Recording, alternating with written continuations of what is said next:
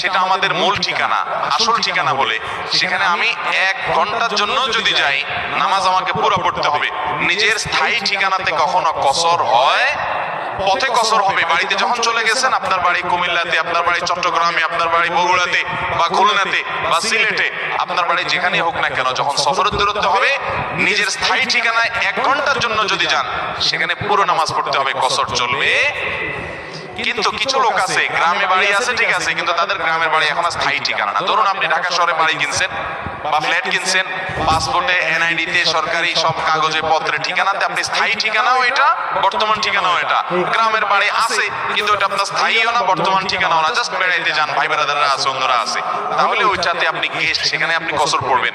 এবং এটা আপনার স্থায়ী এবং বর্তমান ঠিকানা বলে। অনেকে আছে বাড়িতে জমি জমা আছে, শুধুমাত্র থাকার ঘর বাড়িও নাই এবং ভাগযোগ হয়ে গেছে, সে শুধু গেস্ট হিসেবে যায়, ভাইদের মেহমান হয়ে যায়, তাহলে সে কসর পড়বে।